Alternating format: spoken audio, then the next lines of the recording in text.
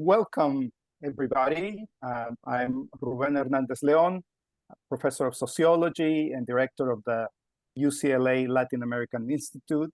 And it's my distinct pleasure to welcome you to the new year, first of all. So happy new year to everybody. And to a new session, the first session of the 2024 year of a wonderful series that the outreach program of the Latin American Institute is organizing on children's literature in Latin America. We've had in the fall of 2023, 3 fantastic speakers. And today it is my distinct pleasure to welcome Fabiola García-Rubio, who's Director of Educational Cooperation at the Consulate General of Mexico in Los Angeles. Fabiola is a historian who's committed to the teaching of history and the promotion of Mexican history in the US. In Mexico, she served as academic coordinator of the specialty in teaching history of Mexico at the Open and Distance University at the Ministry of Public Education, which is an educational program taught online in Mexico that seeks to improve the teaching of history. She has taught Mexican history, the history of the United States, and the history of the border between the two countries, from elementary school to undergraduate level, for more than 20 years. She has also written several books for children and teenagers, including Cuaderno de Tonatiuh Xocoyotzin, Diario de niño, mexica, published in Mexico by Calandria Ediciones in 2004, which was reprinted in 2009 and 2010, and selected to be part of the classroom library of second grade in the 2009-2010 school year. She is also the author of La Época Liberal, 1855 a 1876, published in Mexico by Nostra Ediciones in 2008 and reprinted in 2011. And today we welcome Fabiola, who will will give us a presentation entitled, How is the Presence and History of Mexico Taught in Los Angeles? Fabiola, we're very, very excited and happy to have you here. Thank you, everybody, for joining. And I yield the floor to our wonderful friend and colleague, Fabiola García-Rubio. Thank you. Thank you. Hello, everyone. First, I would like to express my gratitude to Rubén Hernández León and Verónica Zavala for this kind invitation.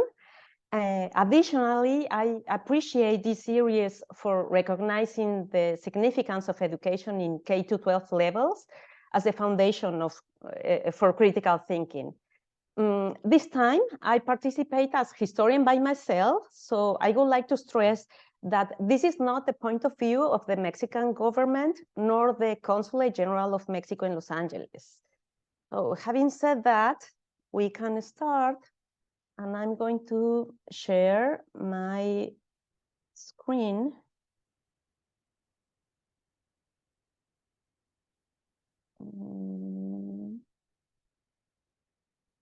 Let me know if I'm doing correctly. It looks great, Fabiola. Okay, and the full screen, right? Yes. Okay, perfect. Thank you. Thank you, Ruben. So, how is the presence and history of Mexico taught in Los Angeles? How is the presence of Mexico and history taught in Los Angeles?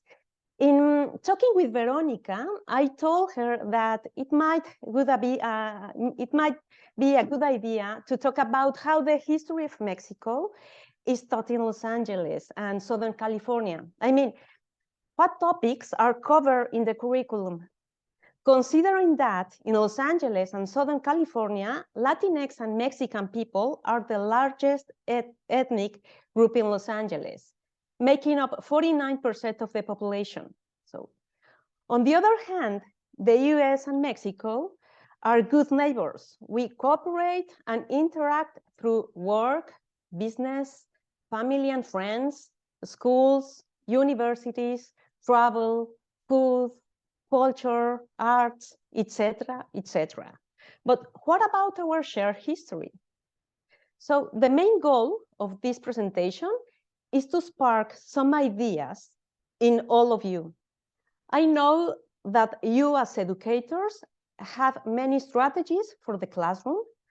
And when I was preparing this presentation, I was excited to think about how to organize, for instance, a game following historical clues along the city of Los Angeles, a puzzle game, or how to decipher a telegram, or how to compare pictures and drawings to descriptions, or how to translate primary and secondary sources. And how to do that, all of these activities in the classroom when time is limited. And so I hope you find this presentation useful and interesting for your daily teaching. So, I am aware that there's a lot of information on this topic, so I have organized my presentation into 4 sections. It will be structured as follows. Number 1, Los Angeles and its Mexican population, just to talk about the current situation. Number 2, the origins of the Mexican population in Los Angeles, to talk about history. And number 3, how do you teach the history of Mexico and the presence of Mexico in Los Angeles? And the last part, some ideas for showing other phases of the history of the Mexican past in Los Angeles. So before we begin, take a moment to consider the relationship between Mexico and Los Angeles. How are they related to? I think, or if you think they are related to. And being in Los Angeles and Southern California, what comes to mind when we talk about Mexico? Food, tacos, enchiladas, salsa, more food, tortillas, guacamole, totopos, chile, mole, Placito Olvera, Cayo Olvera, typical clothing, zarapes, mariachi, tamales. Although these imaginary pictures are real, some of them are stereotypical versions of Mexico and its community in Southern California. However, it's important to note that Mexican culture and its community are much more than just food, as I will explore this with this presentation. So, for instance, the individuals who prepare these dishes are an integral part of the rich and diverse Mexican culture.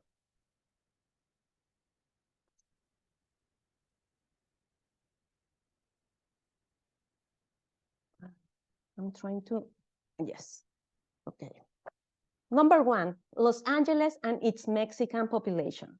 As of July 2022, the population in Los Angeles County was 9.7 million. And the Latino population in Los Angeles County is 4.99 million. Of that number, 74% are Mexican. And what do Mexican people do for a living in Los Angeles? Commonly, Mexicans living in Los Angeles work in industries such as construction, hospitality, and healthcare.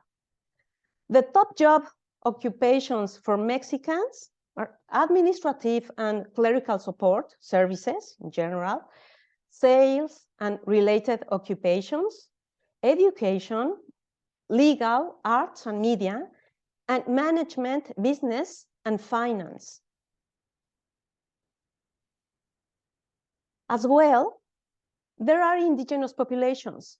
At least 400,000 people from Oaxaca reside in Southern California, particularly in Los Angeles County. The majority of Zapotec speakers reside in Pico Union and Koreatown, while most Quiche speakers are located on the Westlake area. The primary industries of employment for indigenous communities are the restaurant industry, 44%, cleaning sector, 28%, and clothing factories, 11%. The city of Los Angeles is the city with the largest number of Mexicans living outside of Mexico. And regarding on the Spanish language, according to Instituto Cervantes, in 2060, the US will be the second Spanish speaking in the world after Mexico. So that means that in the US, 1 in 3 people will be Hispanic. And the US Census Bureau has similar data. The only difference is estimated that will be in 2050. Latinx are a fast-growing population that will represent over 25% of the population by 2050, and a significant share of the US labor force. This means Latinx will make up nearly a quarter of the US labor force by 2030. I mean, it's only 6 years, and nearly a third by 2060. What I want to convey with these figures is how important and relevant are Mexican and Latinx communities for the US, not only for Los Angeles and Southern California. And this leads me to the second topic. Number 2, the origins of the Mexican population in Los Angeles, and a brief brush up of historical facts. First of all, it is important to say that El Pueblo de la Reina de Los Ángeles del Río de Porciúncula it's a full name, was founded in 1781 when California was part of New Spain as a Spanish empire. Los Angeles territory was inhabited by Gabrieleños, Tongva, and Chumash people who practice agriculture. Due to its distance from Mexico, the Pueblo of Los Angeles posed a challenge for Spanish authorities in terms of settlement in Southern California. At the foundation's outset, the absence of gold or silver posed a challenge in the promotion of colonization in the northern territories, given the lack of population, whether Spanish or indigenous. As a result, one strategy employed to colonize and bring the indigenous people under Spanish rule was through evangelization.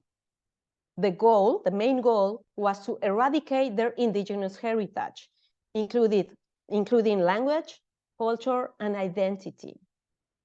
This objective explains why friars, Franciscans mainly, established the mission system. Although the system was intended to be paternalistic in theory, in practice, it became a means of exploiting indigenous people.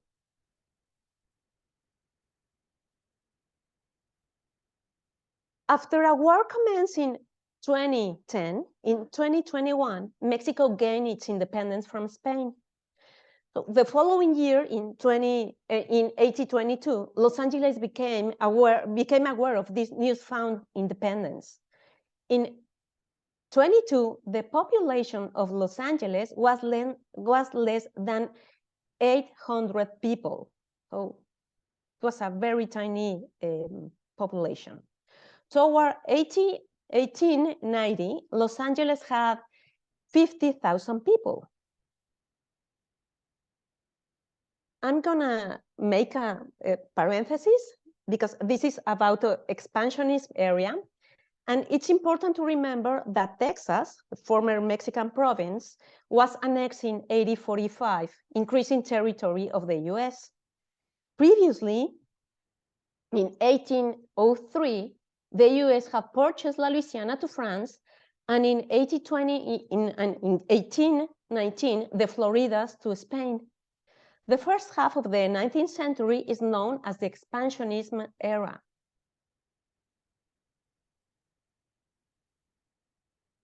In 1846, President James Polk invaded Mexico, pretexting that American blood had shredded in American territory, which allowed to guilt Mexico's government to start a war. And if you can see the map, this was the disputed territory from Polk's point of view. I mean, this area between the Rio, the Rio Nueces. This is the river, the Nueces River, and between the Rio Bravo or Rio Grande or Rio Bravo Grande del Norte. So it was the territory I am speaking to. This strategy was part of expansionist policy, which pretended to get California and New Mexico. After more than a dozen battles, the Mexican army was defeated in Mexico City. Mexico was then occupied by the US Army and was obliged to sign a treaty, the Treaty of Guadalupe Hidalgo. The Treaty of Guadalupe Hidalgo, the Treaty of Guadalupe Hidalgo established that Mexico ceded New Mexico and California territories, which accounted for 55% of Mexico's territory to the United States government. Mexico received $15 million or pesos as compensation. The ceded land, which included present-day states such as California, Nevada, Utah, New Mexico, most of Arizona and Colorado, and parts of Oklahoma, Kansas, and Wyoming, remains under the jurisdiction of the US to this day. So this treaty is the oldest one still in effect between the US and Mexico. According to the Article 8 of the Treaty of Guadalupe Hidalgo, Mexican people and their properties could be respected by the US law. However, it was not. The treaty broke families, properties, towns, and communities. In the US, this war is known as Mexican War, or even the Forgotten War, due to the Civil War has been more importantly than to recognize the invasion to Mexico. On the other hand, although accurate figures are not available regarding the number of Mexican people who remain in California, it is a fact that Mexicans did not invade Los Angeles. And I want to stress this idea. After this war, the United States continued to be a reference for Mexicans, and for the rest of the 19th century, there were exchanges between Los Angeles and Mexico. So another historical fact was the Battle of Puebla. As part of French expansionism, Napoleon III took advantage of Mexico's failure to pay its external debt during Benito Juárez's government. He proposed to Spain and the United Kingdom to intervene in Mexico. Although Spain and the United Kingdom agreed to withdraw their troops from the Mexican coast, the Mexican army continued its advance from Veracruz to Puebla. This was the second French intervention in Mexico. The Mexican army, led by General Ignacio Zaragoza and supported by Generals Miguel Negrete, Felipe Berriozábal, Porfirio Díaz, Ignacio Mejía, Francisco Lamadrid, and Antonio Álvarez, defeated Napoleon III's army in the Battle of Puebla. And during the Battle of Puebla on May 5th, one of the main leaders of the Mexican army, as I was mentioned, was Porfirio Díaz, who would become a dictator in Mexico. On the other hand, the city of Los Angeles was one of the first to commemorate the triumph of the battle. In Los Angeles, there were juntas patrióticas, which organized the celebration in 1863. So we will back to Battle of Puebla. Mexican Revolution along the borderline.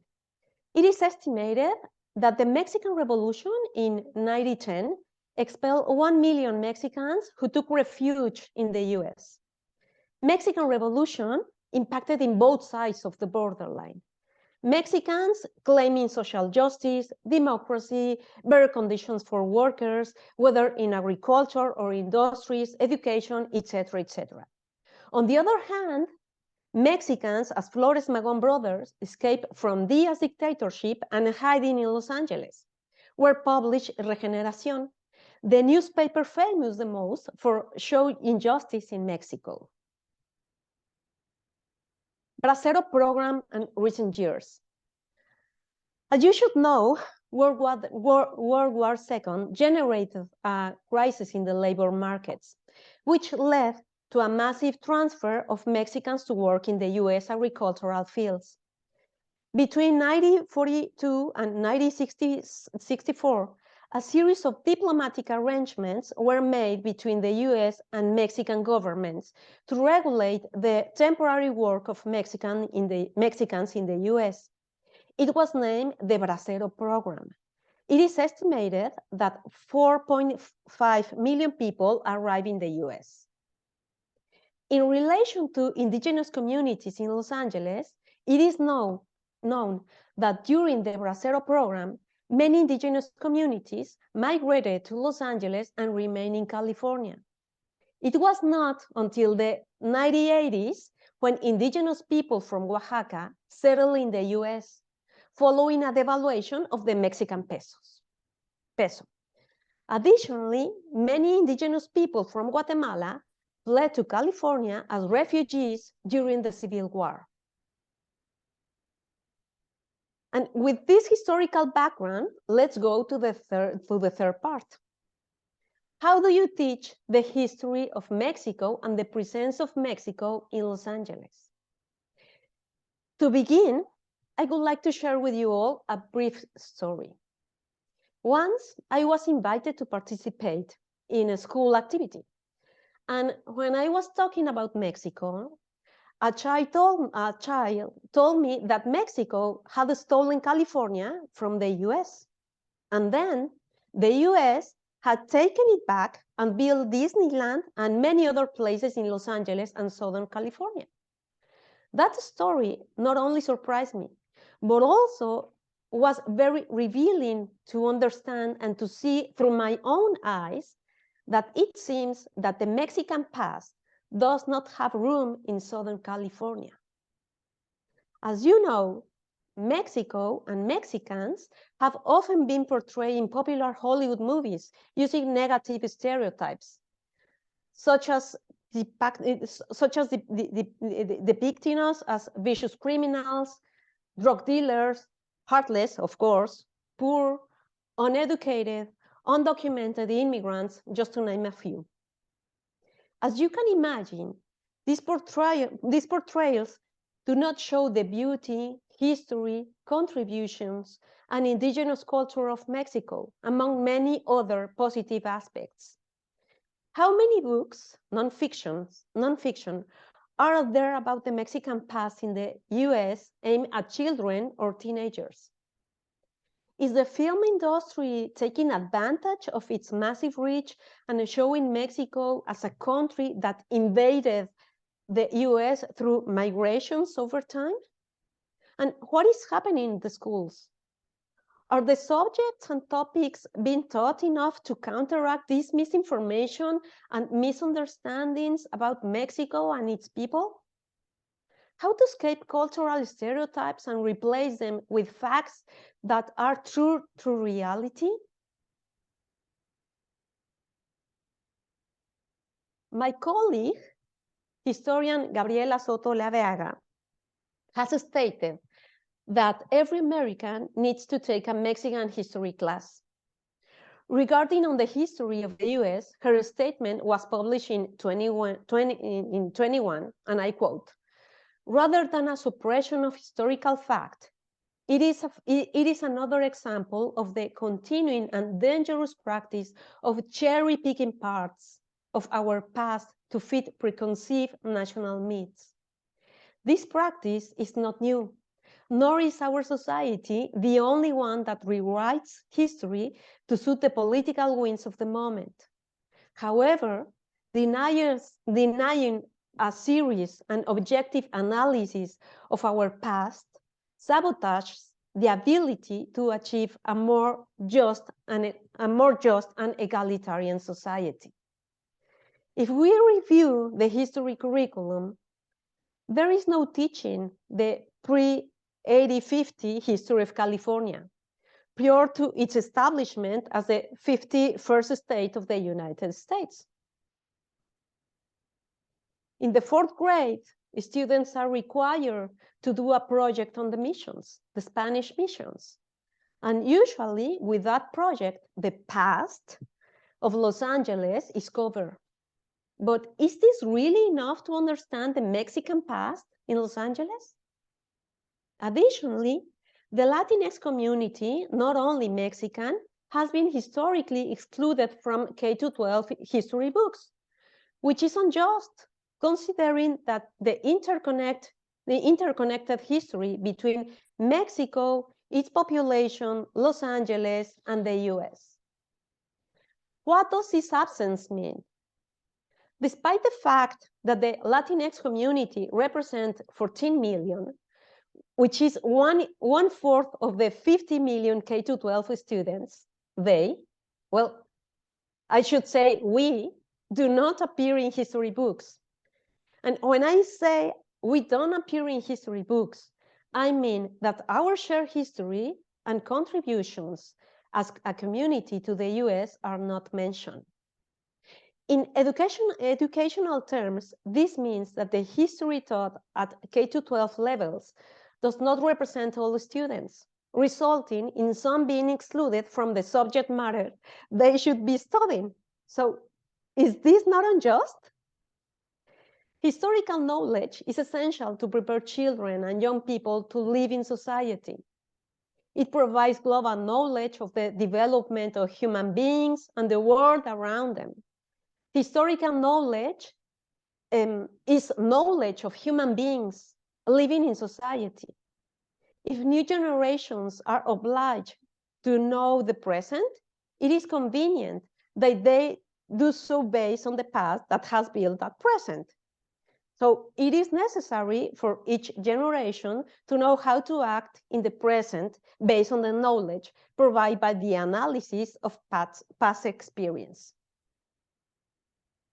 So recognizing the Mexican past in Los Angeles is important for reframing perspectives, unraveling stereotypes of Mexican culture in Los Angeles, and offering a deeper perspective, promoting diversity, cultivating understanding, showing the Mexican past beyond the known and grown versions, and dispel stereotypes about Mexicans. Some ideas for showing other phases of the history of the Mexican past in Los Angeles. As mentioned before, there are few books on Mexican history are aimed at children or teenagers, creating an opportunity in the publishing world. To demonstrate the historical presence of Mexican and Latinx in Southern California, I present 5 ideas or examples that establish a connection between Mexico's past and Los Angeles. These examples show that it is possible to introduce new topics into the history curriculum, and paraphrasing Delia Lerner, by focusing on the real, the possible, and necessary aspects. As you will see, reading and writing are integral to these examples. Number 1, the poinsettia flower. The poinsettia flower, also known as Flor de Nochebuena, is originally from Mexico and now is commonly found in the US. The flower's Nahuatl name, Cuetlaxochitl, translates to fading flower, or flor que se marchita. References to the flower are present in the Florentine Codex, which reveals that it is an indigenous flower with various medicinal and ceremonial uses. And it is highly probable that the Franciscans utilized the flower in their efforts to evangelize the indigenous population. Where can you see this information? The Florentine Codex, in the digital version that the Getty Research Institute had just published in collaboration to UCLA. For instance, you can use the image and description at the Florentine Codex. This is the image. This is the one I'm showing you. Description says, in the forest, there are some trees called Cuetlazochitl, for when they break these trees, branches, milk, or a white liquid like milk oozes from them. These trees produce some flowers that are called Cuetlazochitl, whose leaves are like cherry tree leaves, except that they are very red and soft. Their red color is very fine, but they do not have any fragrance at all. They are beautiful, and this is why they are valued. And how did it arrive in the US? In 1825, Poinsett was appointed as the first envoy and minister plenipotentiary to Mexico by the US government. During his diplomatic mission, Poinsett became acquainted with the poinsettia. He was very interested in it and sent it to the Bartram Garden in Philadelphia, which had a botanical collection. A few years later, in 1829, the garden organized an exhibition where they presented the poinsettia, which was named after Poinsett. Mass cultivation of the poinsettia began when Albert Ack, a German immigrant, settled in Encinitas, California, and grew the plant, a business that was continued by his son. Another example, Cinco de Mayo. So we are back to the Battle of Puebla, Batalla de Puebla. On March 5th, 1862, the Mexican army fought against the French army, who were attempting to install a monarchy in Mexico. It is noteworthy that the battle coincided with the US Civil War and the Confederacy's attempts to expand slavery. This explains why Mexican people living in Los Angeles, who were against slavery, celebrated the victory of General Ignacio Zaragoza. Remember that Mexico has abolished slavery from early times at the beginning of independence. After the Mexican victory at Puebla, patriotic assemblies, juntas patrióticas, were formed by Mexicans in California to provide support to Mexico. The members, mostly women, organized the first celebrations of Batalla de Puebla with parades, music, and food. Juntas patrióticas were groups which met monthly and raised money to send to Mexico's president, Benito Juárez, to aid his fight against the French. It is estimated that at that moment, there were more than 120 juntas in California. What is interesting is that the development of the battle can be followed through a series of telegrams that General Zaragoza sent to the Minister of War. So you can find all the telegrams in Spanish. And with these telegrams, some of them are briefs and show the very importance of the battle. You can also do exercises in the classroom. For instance, you can organize a puzzle game, ordering from the very first one to the last one, just to share with you an idea. Another example. Mexico and the Griffith Park. During the Porfiriato, there were many American investors who had a relationship with Southern California, such as Colonel Griffith J. Griffith. During Porfirio Diaz's dictatorship, US investors amassed fortunes by investing in railroads, oil, and mines.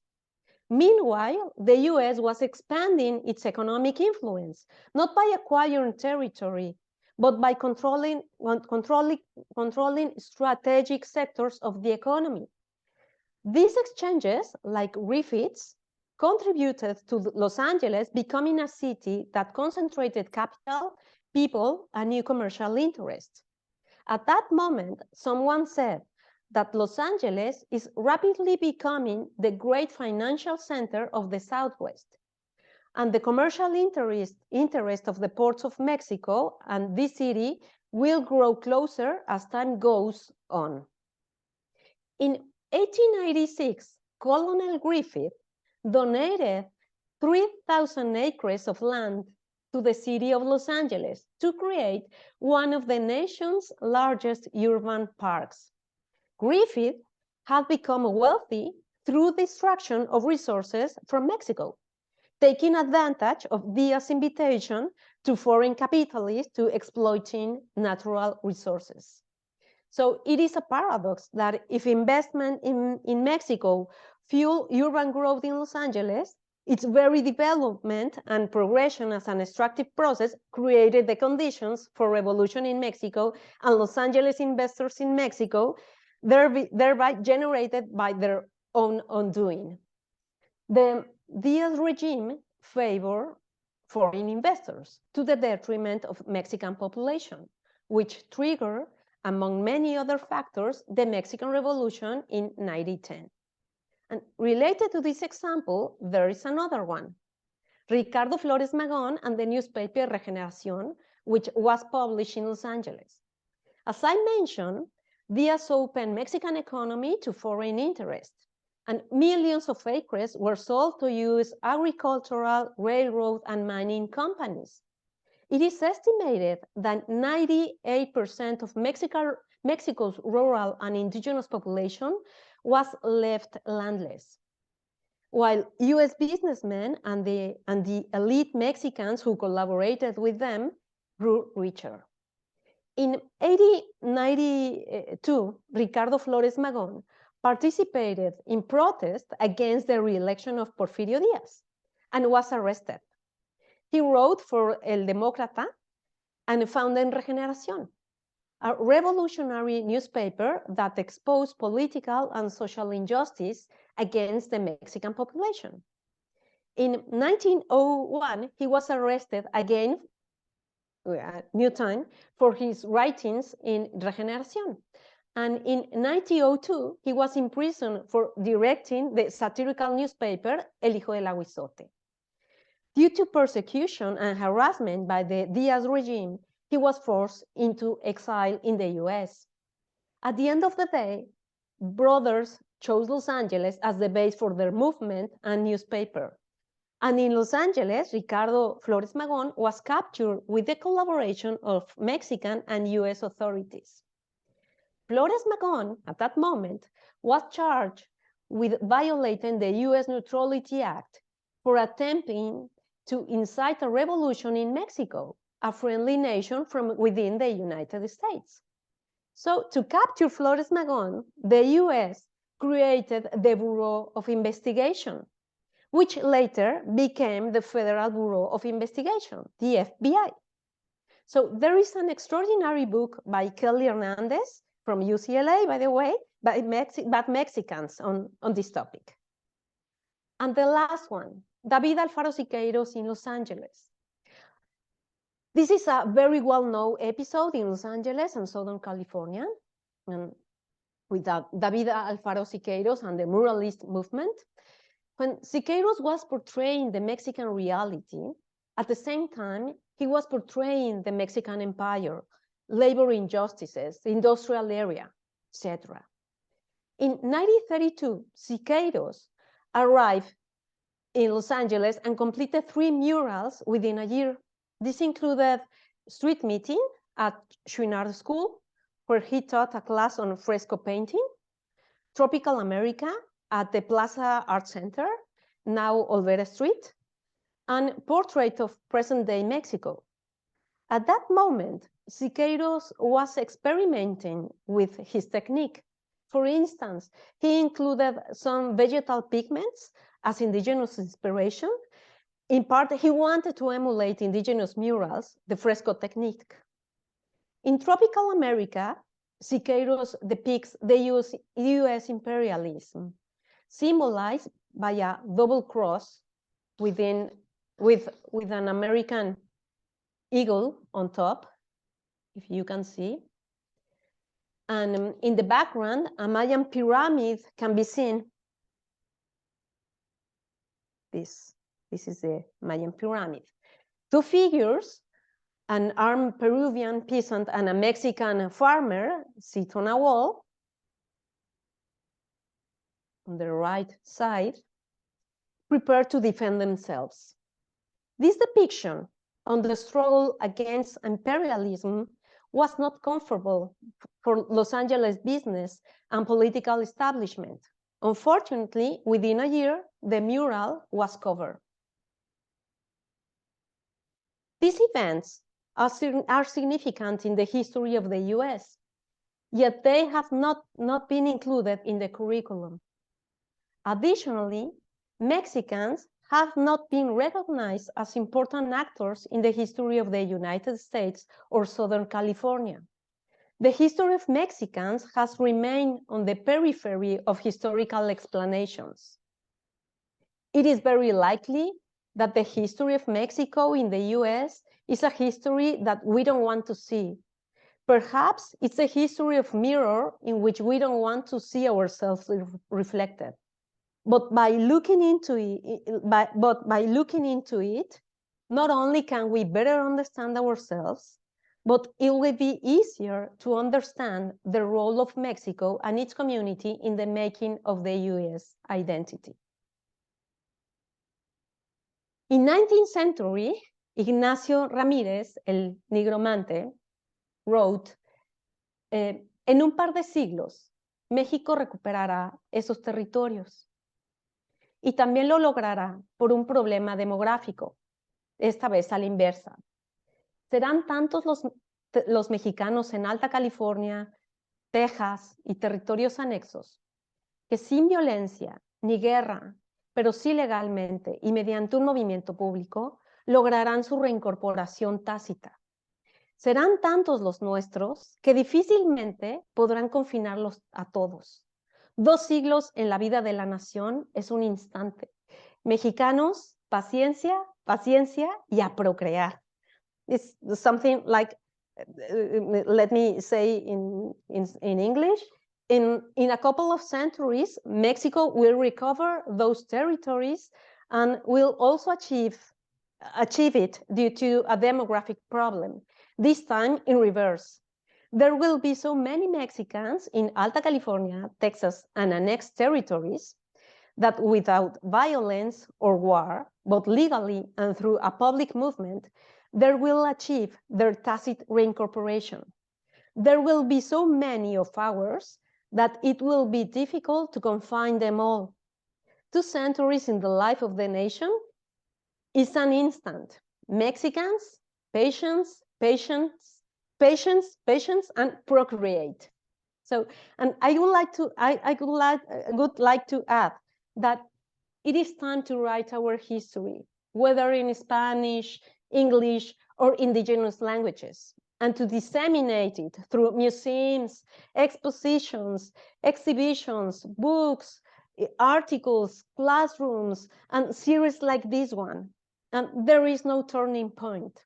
It is time to change the narratives of Mexican and Latinx communities in the US. Muchas gracias.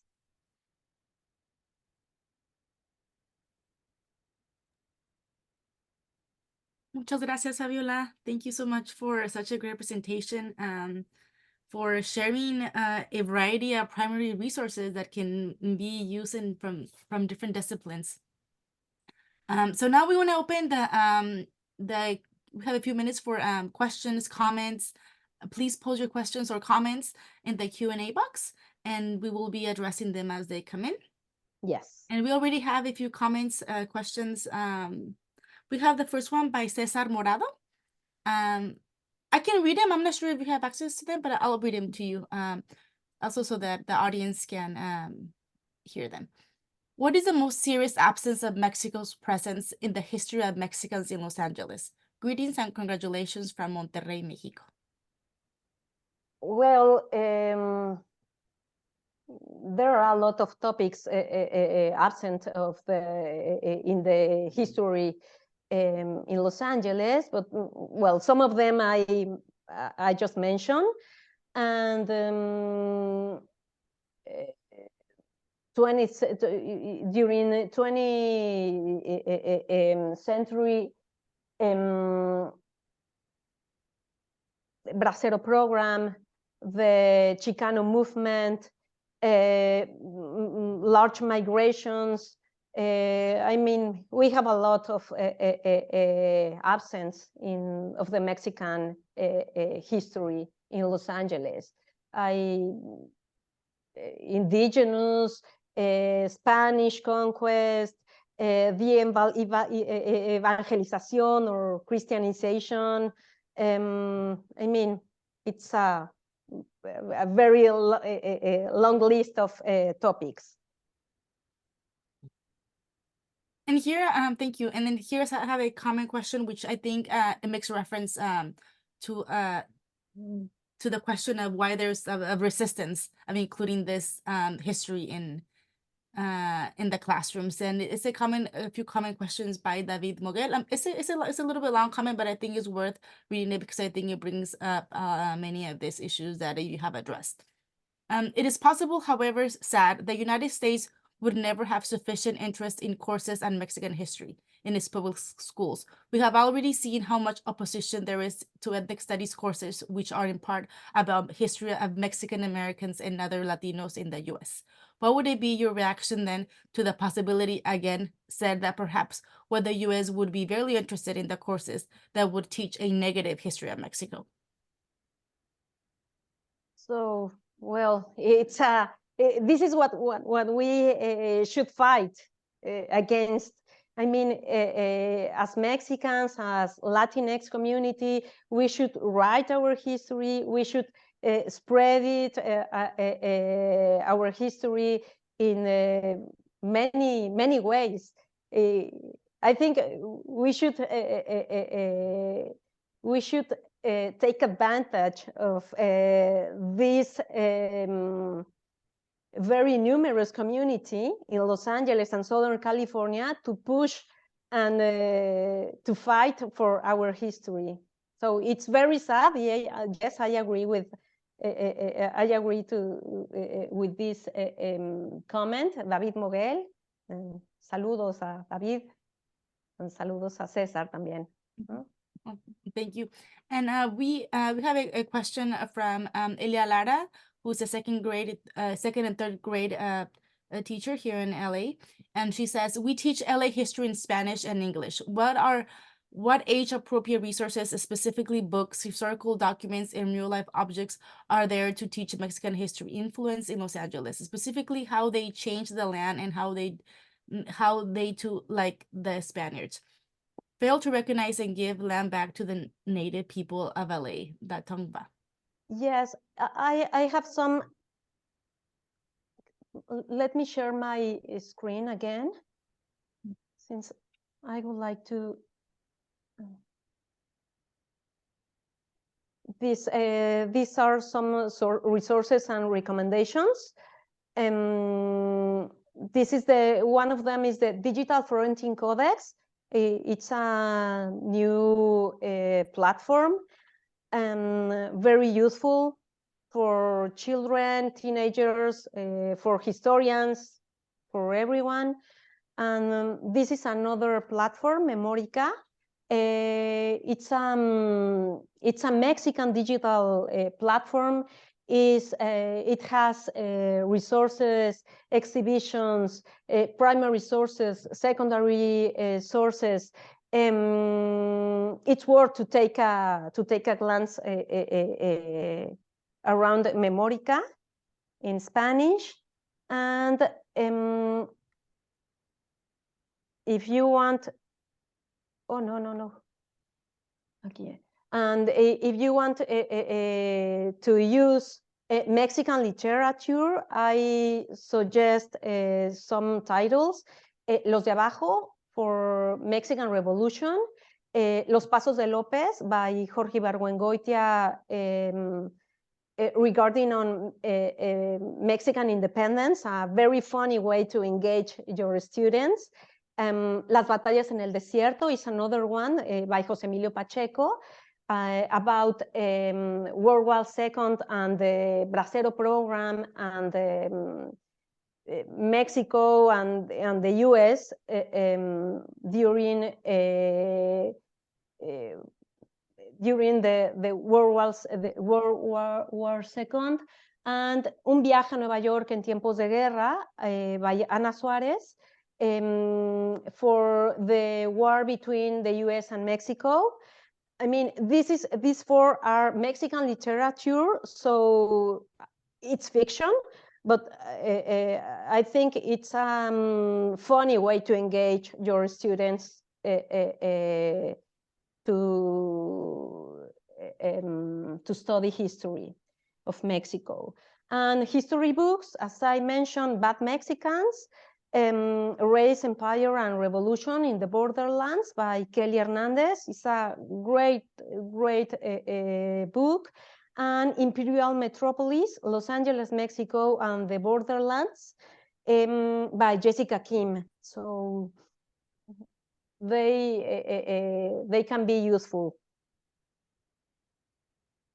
Gracias, Fabiola. And there are a few questions asking about resources for to integrate Mexican history in honors or advanced placement classes, or even like sending it to community colleges.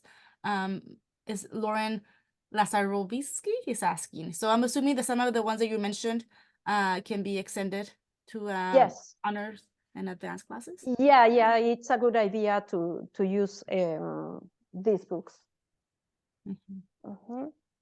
We have a comment here from one of our teachers from our community, Gina Salazar.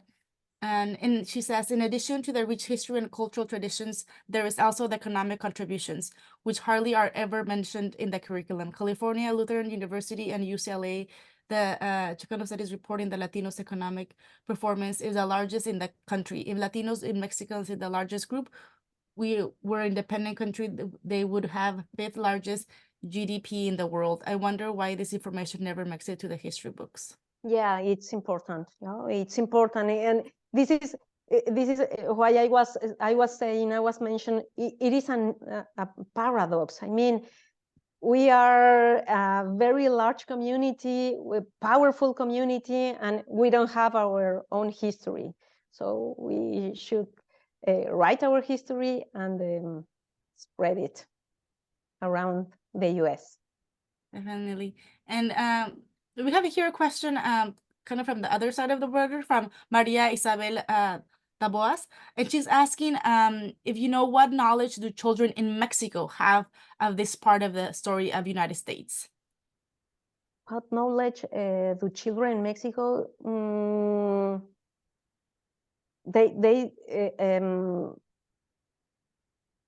They don't know in Mexico we don't teach the history of the US, so we don't recognize each other.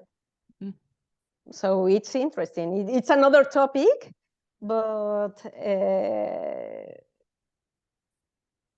mean we should work on both sides of the borderland.